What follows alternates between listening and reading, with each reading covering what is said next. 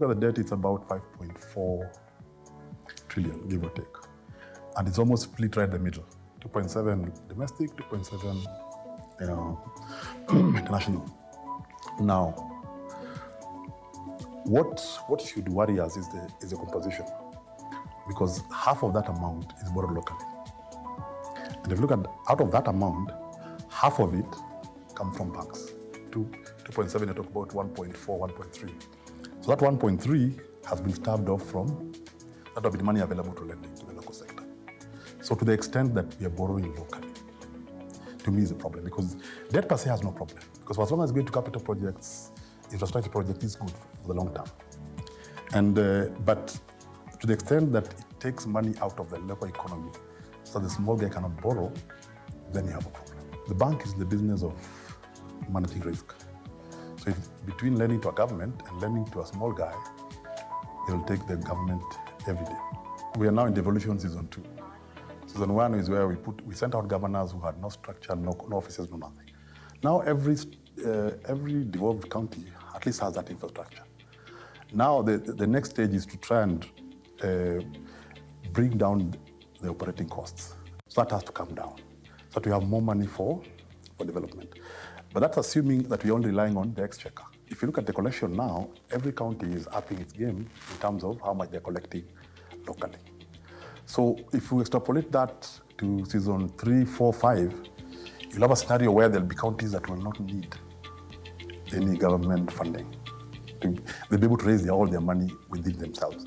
And they'll do that by one, either increasing their revenue or bringing down their cost.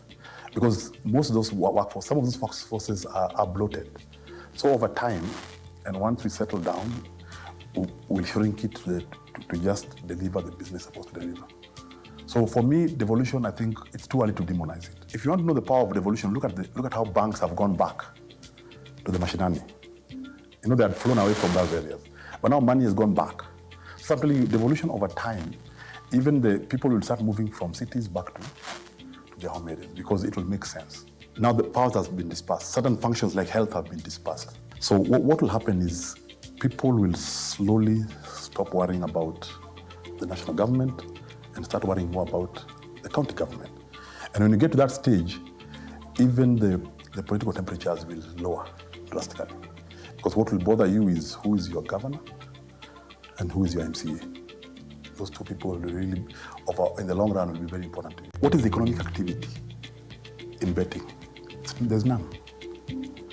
So we are slowly slipping into a place where we are living our life to chance.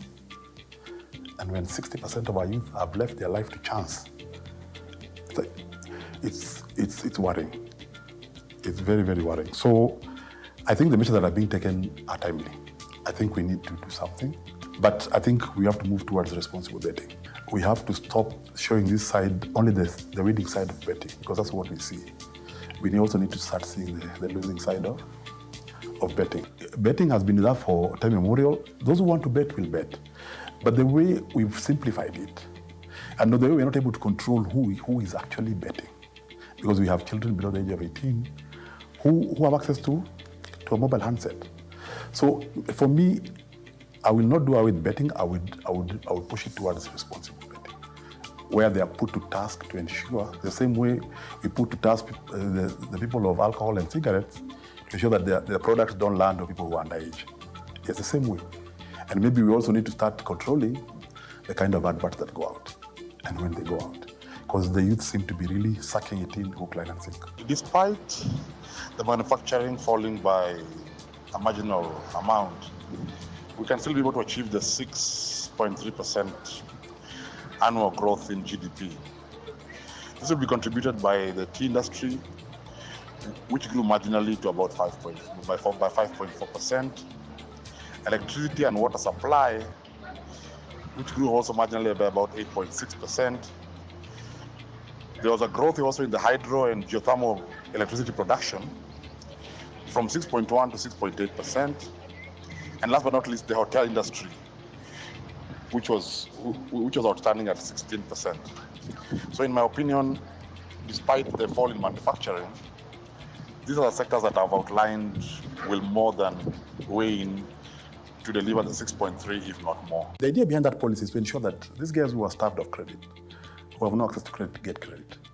But whether that policy will do that is another story, because you've talked about a percentage. You've not talked about how many people are supposed to be, or what are the minimum people are supposed to give, and all that. And maybe that will be a policy change as they go along. Having said that, I think from a policy perspective, maybe what we need, banks, for as long as the government paper remains attractive, they'll continue packing their money there in droves. Because don't forget, their main motive is to make money. Give money and make sure it comes back. You have a depositor's money, you pay some interest on it and make money for your shareholder. The best way is to get from the depositor, put it in treasury bills, your interest, and put it back. Or give to a guy who may not be giving back to you. So, which brings me back to what the initial thing I'd said when we started the interview, and that is that if government can bring down the treasury bill rate, like you remember in 2003, 04, the treasury bill rate came to below 1, or 0.8%. That's when banks would call you and tell you that you qualify for a loan you've not applied for, because they had no choice. It was either that or shut down. So unless we go back there, banks will always find a way. Because don't forget, at the end of the day, they have to give a return to their investor. Yes, there are regulations to be found, but their ultimate is to minimize their risk. So as long as those options remain, I'm telling you, take out the lend to government. And what could happen? You see, the 2.7 that the government is borrowing locally, if today by chance or by luck or whatever happened, that all that debt was externalized to a foreign lender, so that now we have no local borrowing, that money would they would have no choice. Those are questions that should worry bankers. Why are there so many people who are staying away from their product? With digital platforms, I can wake up at night and borrow from a platform in the middle of the night and get my money. But the thought of that, I have to get into a car, drive to an office, queue. Some of those are the problems. And I say these models like agency banking, that's the future, whereby you devolve these services to as near as your shopkeeper. That if I want something, I can go to my shopkeeper and an agent and I can do whatever I want. So, and people always follow path of least resistance. So maybe these are so maybe banks are not as maybe they are more resistant than these other paths. And partly because of the way they are structured. The bureaucracy, but this other one where you just go into a platform and you SSD number, your ID number, and they tell you qualify for this and you get it. Because people want their money that time, especially in SME. Let's say somebody is going to buy something from the market. They want the money in the morning, and probably by evening they've paid it off. Yeah, so it's, again, as I told you, this question, if I were a banker, I would want to think about why such a big segment